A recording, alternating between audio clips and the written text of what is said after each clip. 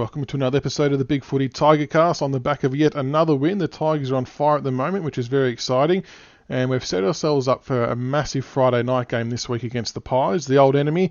And we'll no doubt be out for some retribution given the previous couple of games we've had against this mob. And tonight I've got a very special guest joining me to go through last week's game, a bit of a best and fairest side-by-side comparison as to date, and we'll obviously talk about the Pies game as well. Nick Creely is a sports journalist from Star News Group. Welcome to the show, mate. Pleasure to be here, mate. How are you? Going well, thank you. Long-time Tiger supporter? Long-time Tiger supporter, mate. My whole life. It's an amazing club to support, and you know the passion of the Tiger Army is better than any club in the land, and yeah, it's an amazing club to support. And it just seems to be growing every year, which is exciting. And how did you, I suppose, end up being a Tiger supporter? Does it run through the family?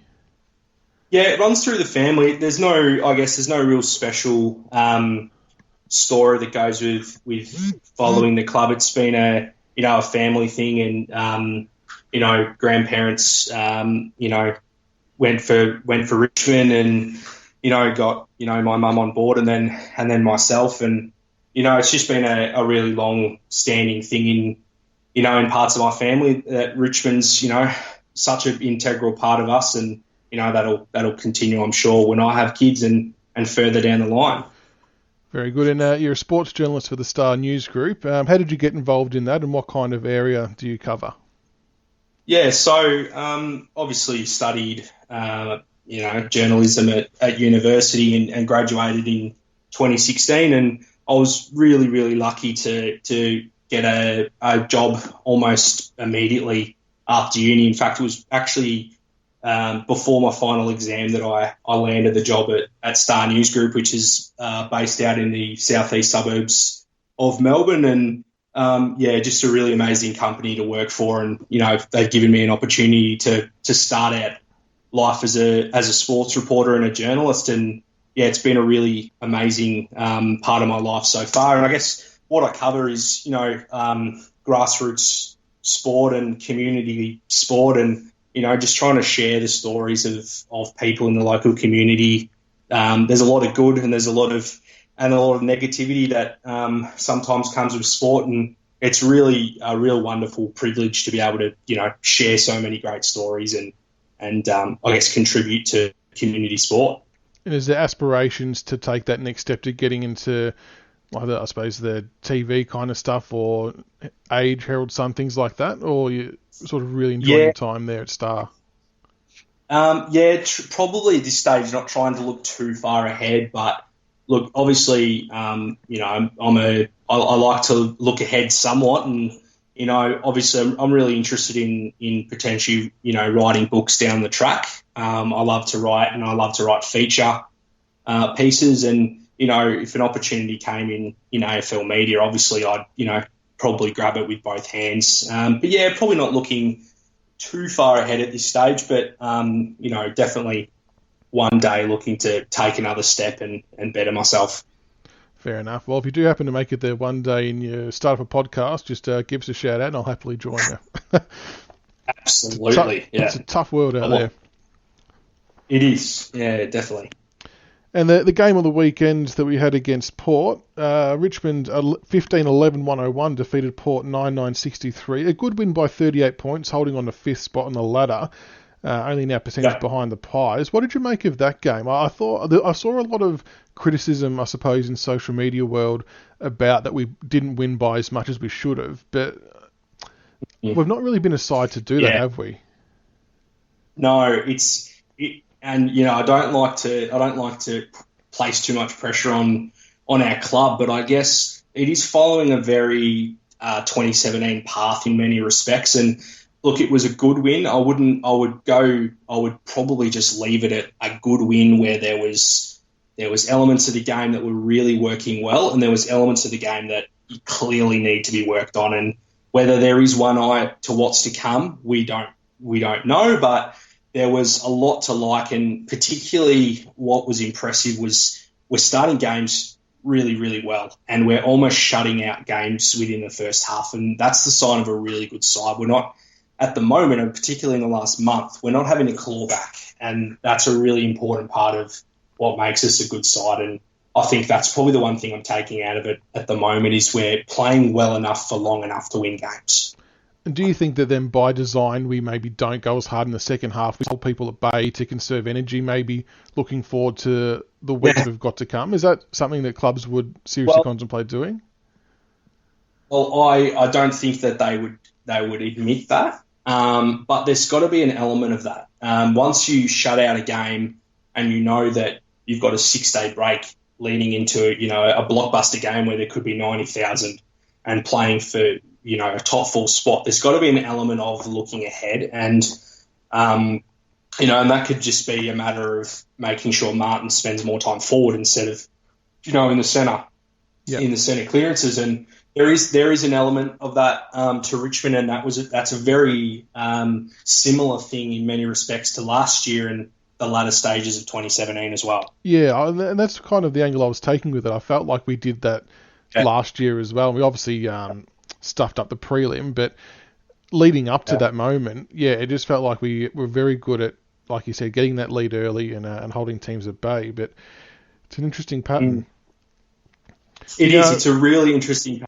Yeah, it's fascinating to know exactly, the motivation for, if you get out to a 7-goal lead at halftime against an interstate club, is the motivation still there in the second half to put the foot down and chase percentage, which is probably something that we need to still be very mindful of, is when we get out to a lead, we need to be on with it, because the percentage is only 107, and a couple of slip-ups in, the next fortnight and you're right back in the pack. So it is important, definitely.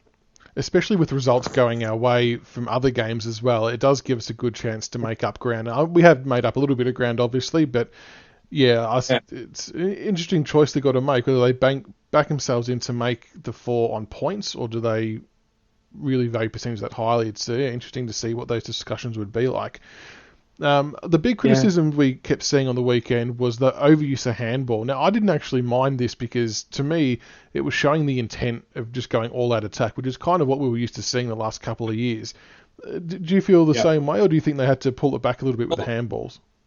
I found it fascinating. Richmond have never. It was a unique style. That's what I would probably say. And I think it was Dion Prestia said after the game on radio about how handballing their way out was their way to counter, I guess, Port Adelaide's press. And in a sense, it works. But you feel like if you over handball against a high pressure side and a clinical side that if you turn it over, they're going to make you pay every single time. I feel like that wouldn't work. But in saying that, we're a low disposal side. So there was something that changed in the game style against Port Adelaide that definitely did work. And it was a really exciting brand of football that Richmond were playing for the most part. They were quick. They were desperate to get the ball moving forward. And that's always going to be a positive thing. You don't want to be stagnant, and you don't want to not be taking the game on. And I thought they took the game on, and to their credit, they were able to. There's enough skill and there's enough class to be able to get the job done. It's good to have that up your sleeve as a plan B, or just being able to change tempo during the games. If you can go to that manic all-out attack and then go back to sort of a bit more composed, chipping around style, I think that could cause some setup and matchup issues for other teams.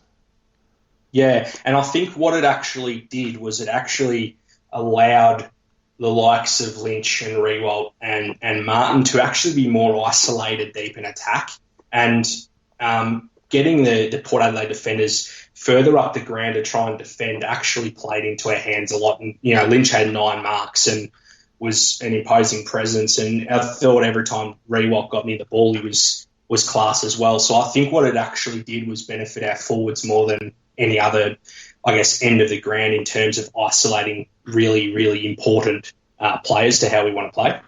And now we're in a position with those two guys that should be our go-to, essentially, I think. If we can have those two isolated, get it in quick, because defenders can't peel off now. They've got to pay the ultimate respect of both of those players, and then you chuck a Dusty down there as well, and the small forwards running in, and it's complete chaos for them. It's frightening, isn't it? I mean, I think Fox Footy put up that photo Lynch and Rewalt standing 15 metres apart and then Martin deep in the square. And, if you are Damien Hardwick, you'd be licking your lips looking at that going, this is a side that knows exactly how it wants to win. And that's probably another really a really great area that I got out of our game was we just know how to win now, and we know what it takes and where the players need to be playing, which is really exciting. What about the contested possession count? Last week against Port, we actually won it by plus 21, which has been a huge area of concern for us. Do you think that made a big impact in the way the game unfolded? Yeah, I think from memory we won the contested possession, by a similar-ish vein this week as well. So, yeah, I guess we've never really been a high contested side as well. We've always, lost the disposals, been a good uncontested side, but probably lacked in contested possessions, for a number of years now. But I guess that comes with, the return of Cochin and Shai Bolton, I think, is really underrated in the contest, and Dion Presti, I think, was our leading contested ball winner for the game. So they're all in good form, and when that really key element is up and about, you feel like, Richmond are almost impossible to stop. The other reason why sometimes I feel like we're impossible to beat is just because of how well our back line is gelling back together now. Obviously, Rancy not being there, it's taken a little while to get everyone, back on board and work out a new system. But Grimes, Asprey, Vlosten, Broad, as the big main key defenders. Obviously, Hooley and Short do the running and the attacking, but those guys just read the play so well, and our ability to set up behind play is just so crucial. Yeah, and I think when Rancy went down, there was always going to be a period where we were trying to work out how best to juggle the back line, and I think after the bye especially, it's really gelled, and I think, Broad's omission, I think it was before the bye, was probably the kick he needed as well, and he's really lifted his game and become a really important part of the back line now. And, as you mentioned, Vlosten, Grimes, you got Basher Hooley, you got Jaden Short now, playing some consistent footy after coming back from injury, and Dave Asprey, who, I think is slowly becoming one of the most underrated key defenders in the competition, and he's probably been the one, because we all know how good, Dill Grimes is. He's been an amazing one-on-one defender and interceptor for a number of years, but David Asprey's been the one that I think has taken that next step and become just a really imposing key defender for opposition sides to try and tackle. Absolutely, and we've said it a few times before, but if Asprey doesn't play the role he plays, then Rance, Grimes and Vlosten can't be the players they are today. Yeah, it is a really good point. I think he's really, really greatly appreciated by Tigers fans. Yeah. I'm not sure people outside of clubland and fans who watch every single game and are able to see these things they don't appreciate probably what David Asprey actually does to our structure and the way we want to win games of footy. I thought he was one of our best players against Port Adelaide, and he's having a brilliant year.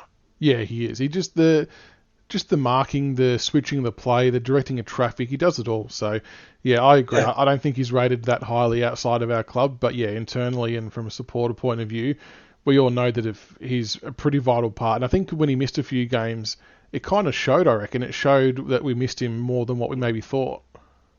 Yeah, and I believe he missed the Adelaide game at Adelaide Oval before the bye, and you could really tell that even if it was someone like him in the side, we probably could have got closer to them what the final mark was. I said straight away, if he plays, we win, because there's no way he lets Jenkins and Walker kick that many goals. And that's not a slight on Garthwaite, he's just learning his craft, but it just wouldn't have happened. 100%.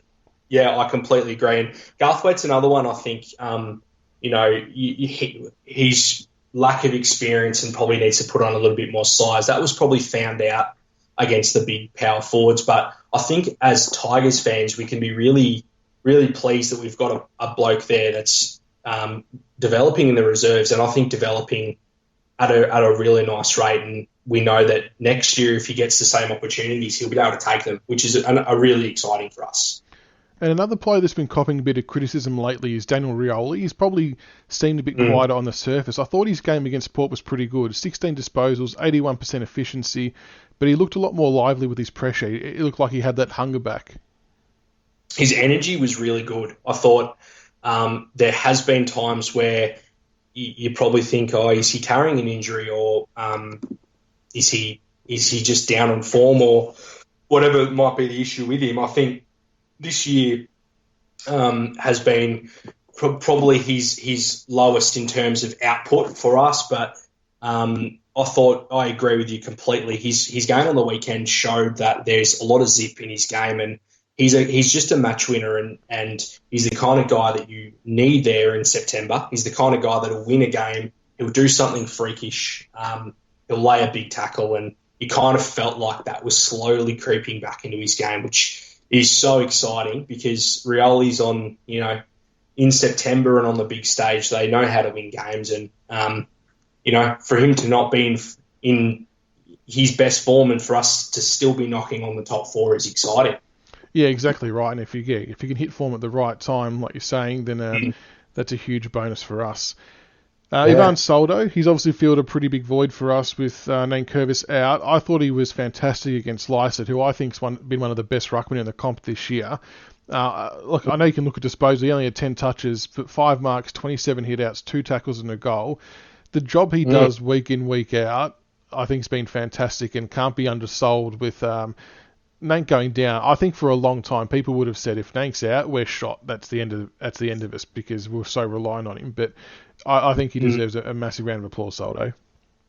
And it's probably a similar situation to Ryan Garthwaite. We've got a fantastic backup ruckman, and Soldo's he's got a long way to go in terms of what he can do around the ground, but his tap work is fantastic, and I think he's a real physical presence. He really makes you earn your disposals in the centre. And although we know the clearances were probably skewed Port Adelaide's way, I felt like he still had a big presence on the contest. I thought he beat Lysett, who he's one of the most informed ruckmen of the comp this year. And when we need to call upon him, if it is in finals, if God forbid there's another injury, you'd be so confident bringing this bloke in September and for him to have an impact. Absolutely, and we'll talk about a bit later about his position in the team this week, but I fully agree. I would have no hesitation in him having to play in the event that Nank was down again. Yep. The other player that played in a new position last week against Port was Liam Baker, come back into the side and played in the back line. So I believe we trialled it in the VFL for a week or two, and he seemed to do all right. What did you make of his go in the back line at the AFL level? I thought it was a really solid game, and if he does miss this week, he'll be very, very stiff to miss after picking up 20 touches and rebounding the ball nicely. And the one thing I've taken out of Liam Baker's game, whether he's played as a small forward or rotating through the midfield this year, is he just puts his body on the line. And he jumped in front of Pax and he jumped in front of Charlie Dixon on several occasions. He's a fearless kid and a massive, massive part of our future. And I think it was good for him to go back to VFL in many respects and learn that position, because the more players that we have that can be adaptable within games and throw them back or throw them forward is going to benefit the club in the long run. And he was really solid, really, really solid. I probably felt like ball use and his disposal is something that probably needs to be worked on if he's running out of defence. I think from memory, he turned it over a few times, and that's not a knock on him. He's still learning the position, but if he can clean up that area of his game, you could back him in to be a really, really important small defender for the side. Do you think it's kind of in the mould of what the Bulldogs have done with Caleb Daniel? Yeah, he's a very similar player. I think Caleb Daniel is, probably one of the best field kicks in the competition. So if Baker can continue to work on that side of his game, he's fearless, he knows how to find the footy. If he, backs himself in a little bit more and gets his kicks and hits more targets, I think he can be a really damaging player. And he's got a lot of amazing AFL traits, that's for sure. He does. The only, I suppose, issue with having him down back, and it's the same issue the Bulldogs face, is when teams manage to work out a bit of a mismatch. I think we saw him at one stage on Charlie Dixon. He gave away a free kick because he was essentially no chance of spoiling it. Do you just have to take the good with the bad in those kind of instances? Yeah, absolutely. I think, I'm not sure who it was, Caleb Daniel was mismatched with someone a few weeks ago, and I think it could have been a 20 centimetre gap between who was playing on in defence, and that will happen from time to time. But 9 times out of 10, Richmond's defence will cover whatever situation arises. So I think in the long run, he's going to be completely fine, whichever position he ends up in. And Big Tom Lynch, he's come back into a bit of form. Not that he was out of form as such, but he obviously wasn't moving as well as he is now earlier on in the year because he wasn't training because I was having to manage him through it. But now he's training the 2 times a week. He's looking a lot better now, isn't he? Yeah, and I think with Lynch, he's not necessarily a player that you can simply look at the kicks and the marks and the handballs with his game. I mean, what is important is the presence that he's having around the ground and his physicality and jumping into contests and even his tackling pressure, I think, has increased in the last month. And he's marketably improved since the bye, and I think now he's had 4 3-goal hauls in a row, and he's just an imposing man. It's such a big height and, 100 kilos. It's a frightening prospect when he's up and about, and his timing is run perfectly. And that's probably the thing I'm taking away is Damien Hardwick all pre-season and for half the season was having to justify to the media and to supporters about just we need to be patient with this bloke. He's a slow burn. He hasn't played in 12 months. Hardly had a pre-season. We need to give him time to settle. And look what he does on the weekend. I think it was probably, if not better than his first game against Port this year, to be honest. He was outstanding. Yeah, I mean, he's obviously understanding the system a bit more and his new teammates and how the ball's coming in. And I think having Jack by his side obviously gives him a bit more confidence to move up the ground a bit more. So it's a good time of year for him to come back in some serious form. Oh, absolutely. And, you feel like he's the kind of guy that can take the game by the scruff of the neck on the biggest stage in a final. Yeah, and that's why he moved clubbed, essentially, wasn't it? He wanted that chance to be on the big stage, have those big moments, and he'll no doubt get his chance, and I'm looking forward to seeing what he can produce for us. Yeah, absolutely. All right, before we get stuck into the Collingwood game, you've been running your own kind of set of votes for the best and fairest of where you think it's at, and obviously on our Big Footy board, we do votes after each game as well. Yep. I think posters can vote for 5 players, and the top 5 vote getters at the end of a week are awarded a 5, 4, 3, 2, 1. So we thought it'd be interesting to compare what the Big Footy top 10 ranking is at the moment versus what you've got. So we'll work backwards so we can keep the number 1 as a surprise, I guess. Who have you got locked in at 10th spot at the moment? I've got Jason Castagna. So do we, and we've got and Toby Nankervis. Okay, yep. I guess with Castagna, he's had a really good year, and he probably cops it more than he should. I think he's been our most consistent small forward for 2 years now, having a really, really good season, and his energy and his tackling pressure has lifted another cog in the last month especially. He's had a great year. Yeah, and he plays taller than what he actually is too. He's got a lot of dimensions to his game. Yeah, definitely agree with that. Number 9? I've got Sydney Stack. Oh, this is a big variation. I won't tell you where we've got stacked just yet, but we've got Jack Ross and Camden McIntosh coming in in 9th. Ross had a lot of good games early on. Obviously, he's pretty important in the midfield. And Camden McIntosh, I actually think he's had one of his best seasons.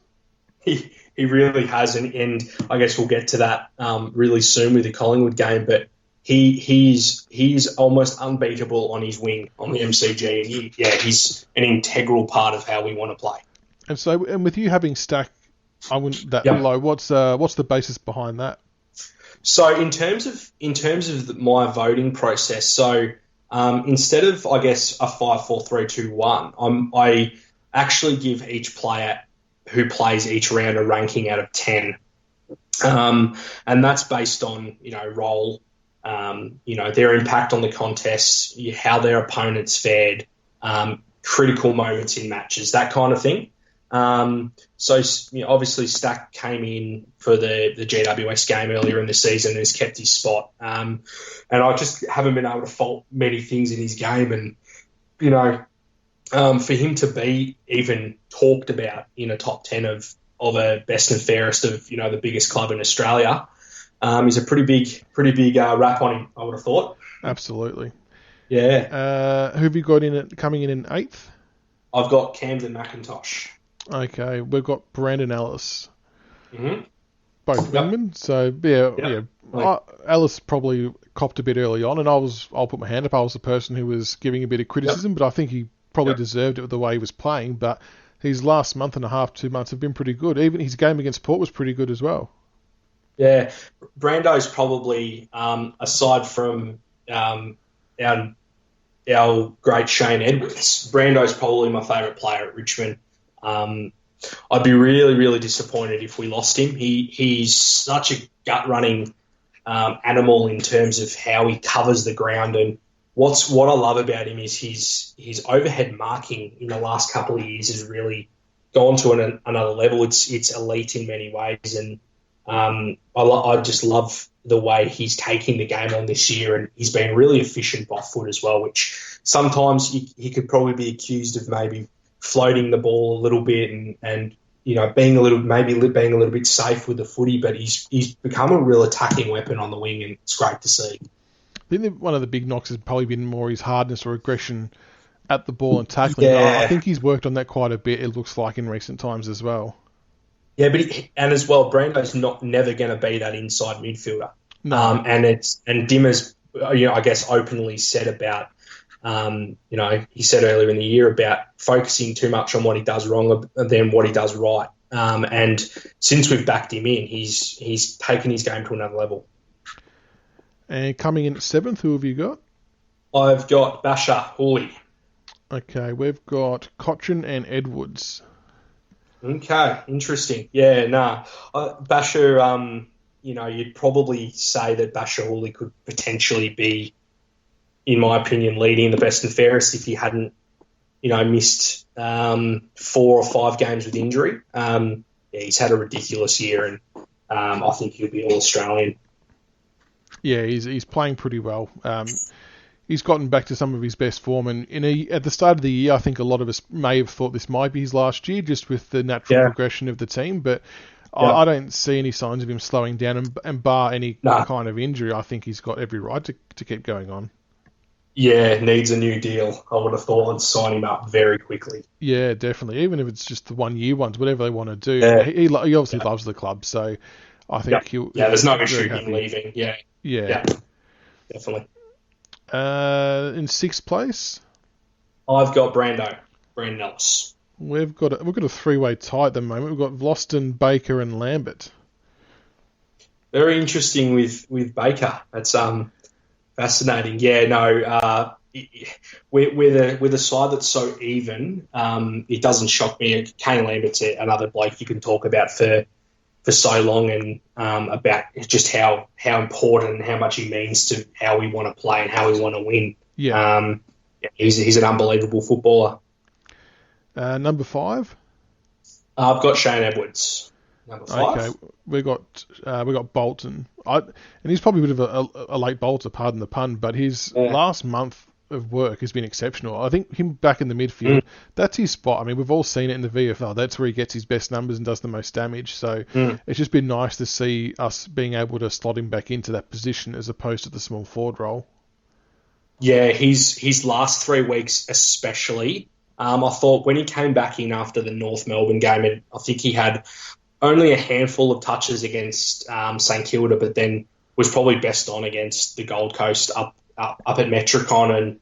And geez, how exciting is Shai Bolton for our future? I mean, he's only a 3rd-year player. He came to Richmond as the youngest player in the competition, so he's still extremely young and in many ways still really raw. But you can see there's elements of so many different players that you see in him when he plays, and I still don't know which position he's going to end up in, but wherever he ends up, you think he's going to be a long-term player for us. Well, a lot of us probably feel like he plays similar to Edwards, who you have at number 5, just with the slick handballs, the awareness in traffic to get out of trouble and bring people into the game.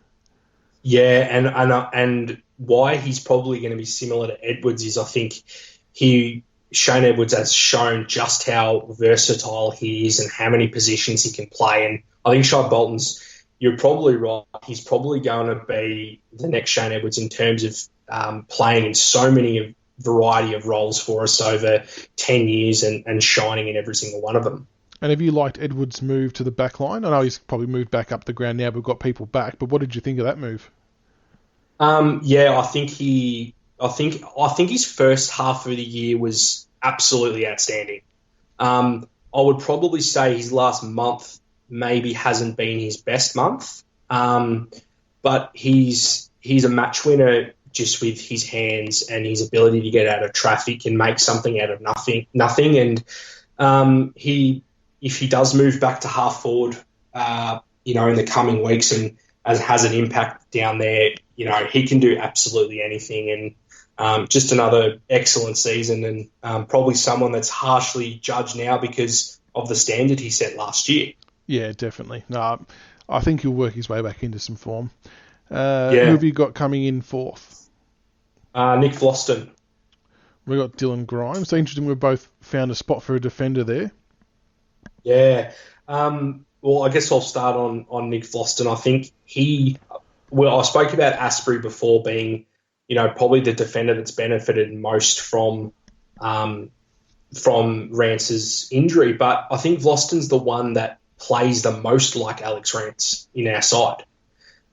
He's one of the better intercept defenders I've seen, in the AFL in the last couple of years. And what is so impressive about Vlosten is his ability to weave out of traffic. And I can't recall a time where he's been tackled deep in defence when we look like we're about to give a goal away, and he just somehow gets out of it and finds the right option. Yeah, another fantastic season, and probably in the mix for All Australian. Yeah, agree. No, his ability to get the hands up when being tackled is pretty good. Yeah. And Grimes, I think, he's obviously benefited as well from Rance not playing. I think it's now a point in time where outsiders probably accept and recognise how good of a player he actually is. We've always known it, I guess, but he's sort of getting that outside recognition he deserves. But his willingness to get to every contest, he's chasing, he's spoiling, he's just become a more rounded player. Yeah, he's our club favourite in many ways, and I'd be shocked if he doesn't get his first All-Australian jumper. In a few months' time, he's a truly unbelievable player, and he's held our defence together when it honestly looked like it could have completely crumbled into the ground. And when life after Cochin, whether Grimes is in a position to captain the club, he could very well be the one. And what I love about Grimes as well, if you're watching the game on TV or even at the ground live, whenever we kick a goal, no matter where he is on the field, it's always the two arms in the air. He celebrates that goal as if he's kicked it himself. He's just that happy for the team or the person who scored it. And it just it speaks volumes about the person he is and the culture we've created. Yeah, he's probably the epitome of what makes Richmond such a wonderful club to follow, but also a wonderful club it looks like for players to be drafted to and to be traded to and come through free agency. He's almost the epitome of everything that 2019 Richmond stands for. Yeah, no, definitely agree. Third place, who have you got? I've got Dusty. Okay, we've got Prestia and Lynch tied up there at the moment. Yeah, interesting. Yeah, I think with Martin, it's again a player that is judged so harshly on the high standards he set, and he's probably not kicking as many goals as he. You'd have to go back a long way to find a season where Dusty hasn't kicked a goal a game, but he's still impacting games like he needs to. He's still winning critical moments for us when they're needed, and I guess on the weekend shows that he's having 30 touches and and a dozen, half a dozen clearances and almost 10 inside 50s, and you feel like he still has one or two more gears to go to, which is so exciting for us and coming into the finals. And who have you got coming in second place? Dylan Grimes. Yeah, fair call. I won't be shocked if he finishes anywhere in the top 5 of the actual BNF, to be honest. 100%. We've got Bashahuli. Yeah. Very fair. And who have you got winning? Dion Prestia. Yeah, once again, he's another one. Wouldn't be shocked if he finished anywhere in the top 5. The way he wins the ball now has just been so good. And I know early on there was a lot of speculation about did we give up too much with pick 6, but I think those doubts are well and truly out the window now. What he offers our midfield and the way he gets the ball moving forward, he's not the quickest, but he's a smart runner. Yeah, apart from Brandon Ellis, you'd probably say he's our our best two-way runner. He runs both ways. He defends. He does attack despite probably not kicking as many goals as he would have liked. I think he's already up to about 80 inside 50s for the year. So, and it's just the consistency that he's bringing every single week to the park. I think it was actually Collingwood earlier in the year where he dipped below 20 touches. So, unbelievably consistent. And what has, I guess, stuck out more than anything is how much his ball use has improved and his kicking. There was probably a time a couple of years ago where if Dion got it on half back and had to pierce his way through defence, you'd be, a little bit jittery. But now you almost back the guy in to hit the right target, and that's what he's doing. He's marketably improved his field kicking, and it's made him, an elite midfielder of the comp. It absolutely has. Now he's had a super year. In first position, we've got a tie at the moment with Dusty and Stack, but I feel like without doing a hell of a lot of investigation into it, I feel like Martin would have got a lot of 2s and 3s along the way in the early part, which would have kept him up with the rest of the pack. And then I think his last month or so, he might have polled a few more 4s and 5s. And there's no denying there's a big love affair with Sydney Stack from Richmond supporters with the way he goes about it.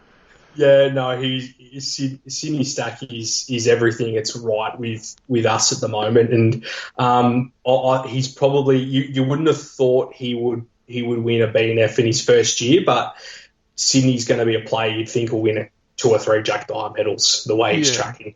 He's unbelievable, and the fact we got him for free just makes me smile. Yeah, it's unbelievable. I think what's amazing is how much he appreciates the fact that we've given him that chance, and that will always stick with us. And we've nurtured him and taken him in, and he's repaid the fans, he's repaid the coaches, he's repaid everyone for the faith shown in him. Absolutely. Oh, that was an interesting exercise. It'll be interesting to see how they both end up at the end of the year versus what the club results are. So we'll have to recalculate it later on. Absolutely.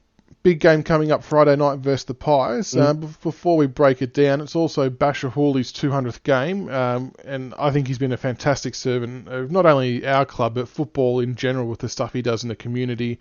And he's just an all-round good guy, and it was a big call for him to come over from Essendon. I mean, we weren't really that good of a side back then. He obviously just wanted some more game time, and he's carved out a pretty good career for himself. Yeah, and I think he spent 4 or 5 years at the Dons and was one of those players very, very similar in many respects to how Sean Griggs' career at Carlton panned out. Didn't get a lot of opportunity at the Bombers, but there was always something about him where you knew that this bloke has got so many elements of his game that can make him an elite runner and an elite user of the footy off halfback. And it's been one of the smartest moves. Damien Harvick's made a lot of good moves in his coaching career. Basher's one of those. He was probably a couple of maybe disposals or another goal away from winning a Norm Smith medal. Very unlucky. Very unlucky, and I'm not complaining. We'll never complain about Dusty winning the Norm Smith because it was the perfect season, but Basher was probably best on grand final. I agree. When the whips were cracking and Adelaide were all over us, he was the one who stood up. Yeah, and this year especially, he's like a fine wine, and he just keeps getting better. He just keeps churning out disposals and keeps running, keeps rebounding, and he's like Dill Grimes. He's like the heart of he's like the heart of Richmond, and someone that, aspiring AFL players and our members should be extremely proud of, who he's turned out to be, and the work he's done in the community has been first class, and defied many people in many respects, and become a champion of our club. Yeah, absolutely. Couldn't agree more. Huge game against the Pies, as we said. It's we're playing off for fourth spot, would you believe it? I mean, we were talking about it a bit off air, but if we had have thought about this before the bye or mentioned it, people would have thought we were crazy, but it's a pretty simple equation, isn't it? Whoever wins sits in fourth spot. And, there is a little bit of footy left to play out, but I think it would be almost fair to say that the winner is almost guaranteed to finish top four. With how, I guess, the fixturing is looking and us playing at the MCG for the rest of the home and away season, you would think this is probably the biggest game of the home and away season so far. And we've got a chance. We've got a massive chance to wrong, some of the rights that have held us back in the last two games against them, and try and get back that dominance that we did have over them for a number of years. It was a while, wasn't it? I think it was about 5 or so years. But, yeah, the last two times they've had our measure. And I think if you're Collingwood, you come into this game feeling like you've got the keys to success. Like they would feel like they've worked out a game plan and how to pick it apart. I don't know. Like, they're a good side. I don't want to take that away from them as much as I hate them. But I think in round two, it was a little bit more circumstantial than what it may have appeared. It was our first game without Rance. I think Jack went down early. So there's a lot of things kind of happening that maybe weren't working for us. And I just don't know if they have worked this out. So it's going to be really interesting to see how we approach their game style, whether they do that chipping around to try and open us up, or what they're going to do.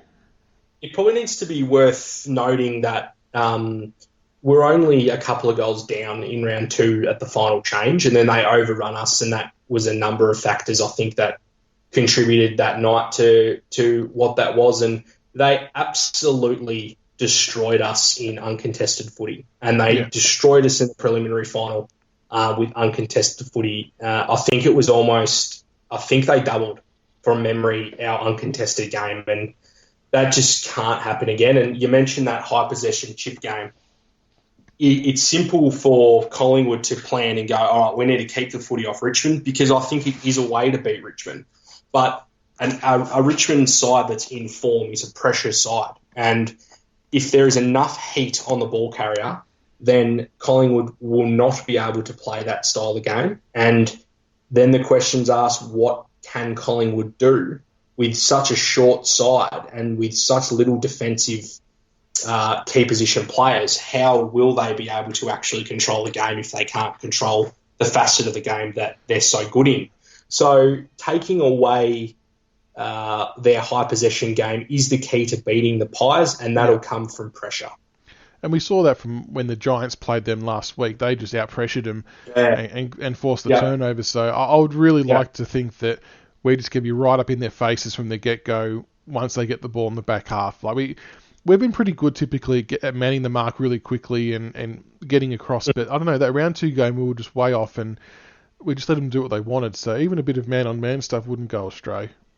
But it's a fantastic point that you make about how it was the first game we had played without a 5-time All-Australian. One of the best players that Richmond's ever had in Alex Rance, not having him there for the first time in years, unplanned, and having to adapt and try and find a way to get through, Degoe and Myercheck and Mason Cox. It's not an easy thing to do, and you would think that from round two to round when we have them this week in round 19, you would think that between that 18-week period that we would have learnt how to adapt to Collingwood's vast array really of forward line talent. Absolutely, and them missing Stevenson is a huge out. I think he was one of the better forwards in the comp at the point in time before he got suspended, and I reckon that's really caused a bit of chaos for them in the way they set up. They've just lost that bit of firepower. I know Degoe's still obviously very dangerous, and heaven forbid Mason Cox plays like Wayne Carey again against us, but I feel like the whole dynamic's changed, but you just know they're going to be up and about for this. you know, yeah, you just know it. You know, it's almost unfair for GWS to do what they did. Give us on the rebound. Yeah, because you know that Collingwood are way too proud of a football club to play 2 poor games in a row. But in saying that, there's still in my opinion, still no better side on the MCG under lights than Richmond. And they need to be at their best to, in my opinion, get within 4 goals. And that's their challenge. Our challenge is making sure that we don't stray from what we've been doing right over the next month.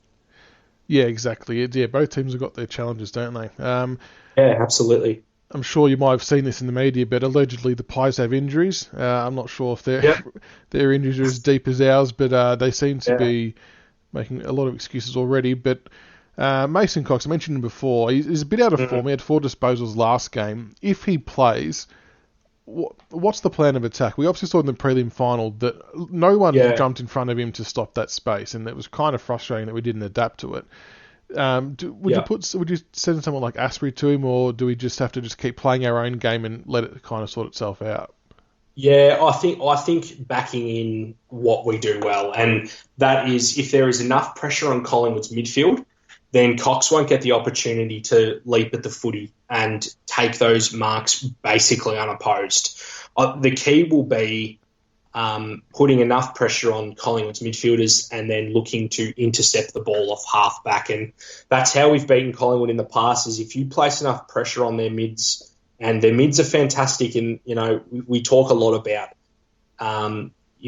Collingwood having one of the greatest midfields of the modern era. Yeah, there's some great names in there, but they're also vulnerable under extreme heat. And put enough pressure on them, Mason Cox won't get the opportunities, Jordan De Goey won't get the opportunities, and then we can play our fast brand, handball, slingshot, frenetical style of game surging forward, and they won't have the defence to be able to quell that. And there's the game in a nutshell.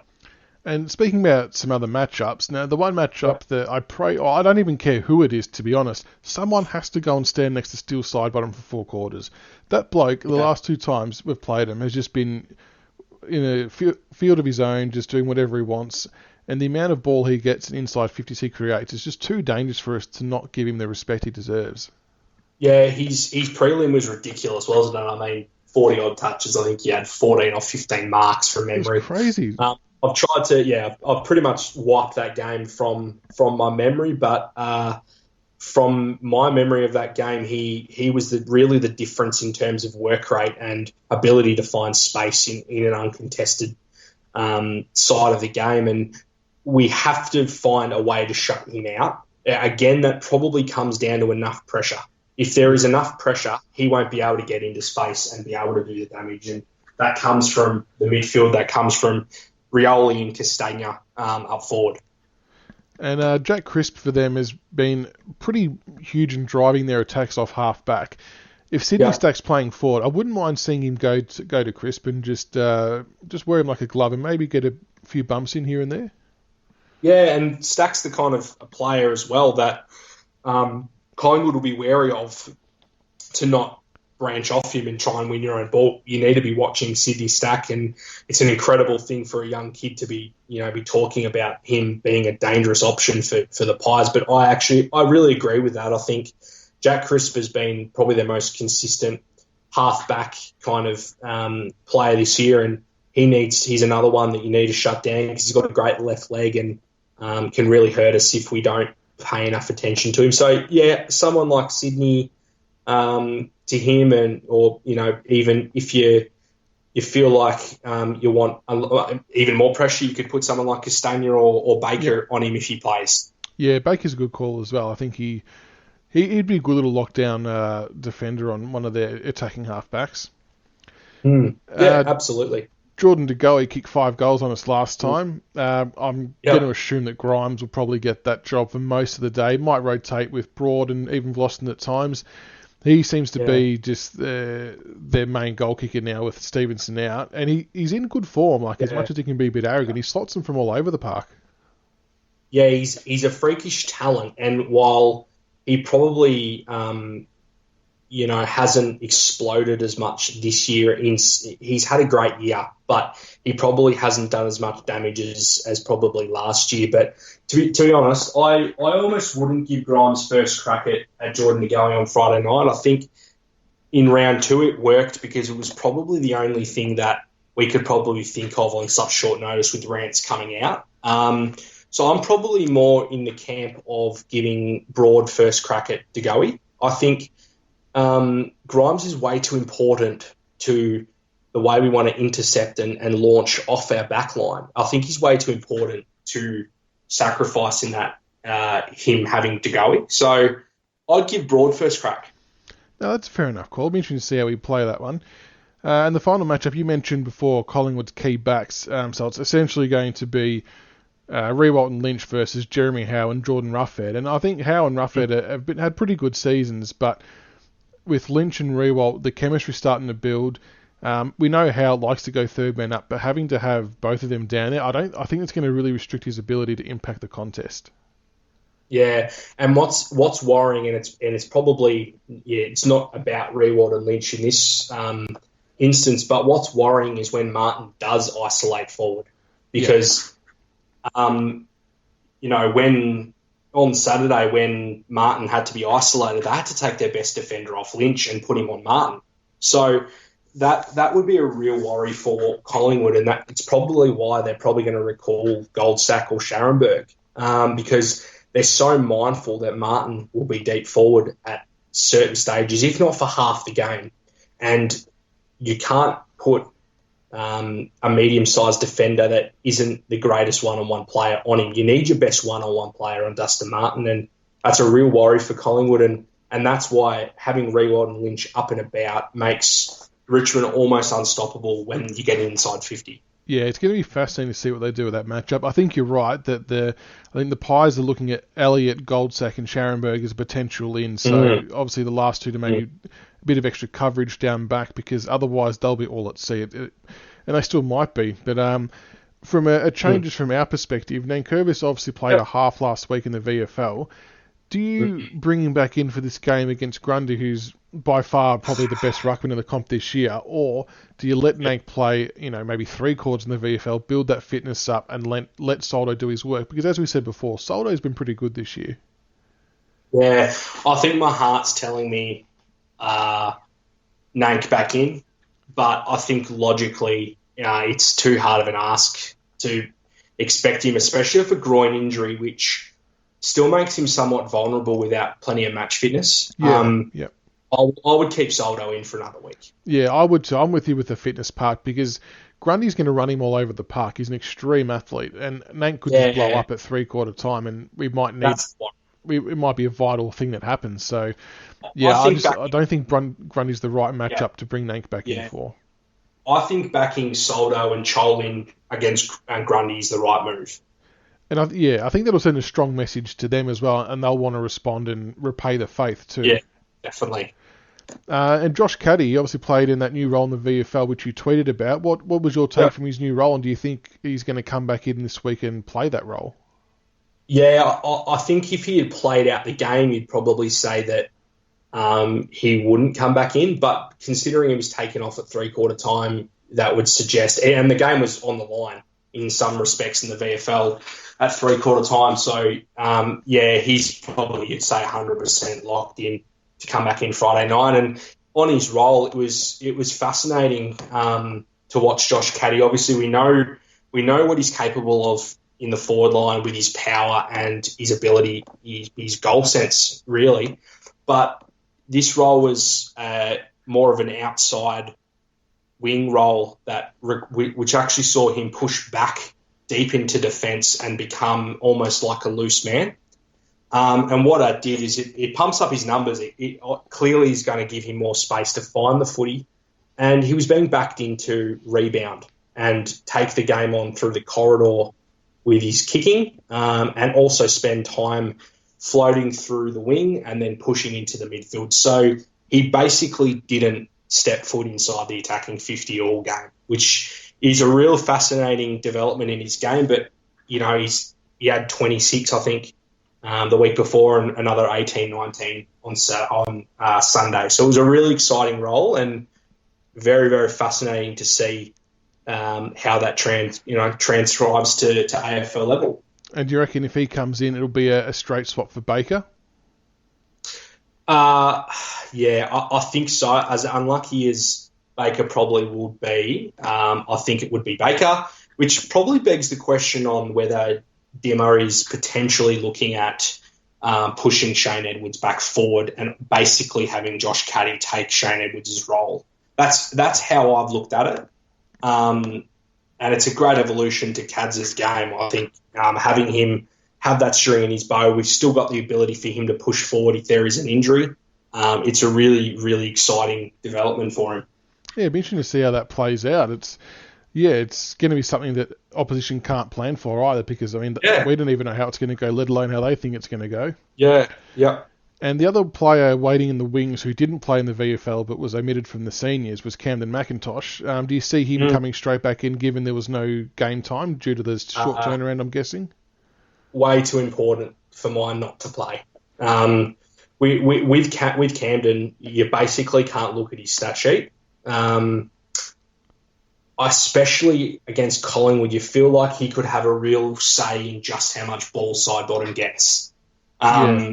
So I would bring him in, and you'd probably say that Jack Graham is probably the unlucky one, which is not great. And Jack Graham is clearly in Richmond's best side, and I think he'll be in for finals. But based on team balance, it'll be Graham, or if he wanted to make a statement, even Jaden Short. Yeah, I think Camden's importance is vital for this game. Just the way he patrols the open side of the ground when the ball's hemmed in on the boundary line, is going to be critical to making sure we can shut out those 45-degree kicks that the Pies like to do. So, I think he'll come straight back in. Yep. It'll be just fascinating to see who comes out. Obviously, if Cochin doesn't play, Jack Graham would stay in, and you'd probably think Short then, might be the guy that comes in for Camden McIntosh. It's a real competition for spots are so tight, and everyone's unlucky in some respects. And just to clarify, Cochin was mentioned not because he's injured, so don't freak out, people. It could be so he can be there for the birth of another child. So, it's not injury related at all, but we're just not sure when Brooke will be giving birth. But congratulations to them in advance for whenever it does happen. Absolutely, it's exciting. He's it shows the character of him and that family first mentality that all AFL players should be taking, and it'd be excellent for him if he missed the game for family related reasons. There's no qualms from any supporters or any AFL players. No, definitely not. All right, before we let you go, Nick, we'll get a tip including margin for this big game on Friday night. How do you think it's going to unfold? I think similar to a pattern that Richmond does set, specifically in 2018, 2017, I think it'll be close for 3/4, and then I think we'll pull away to a 4 or 5 goal win. So I'll say 27 points. Yeah, it's been about the mark, hasn't it, the last few weeks? I think all of my tips have been somewhere in the 20s as well.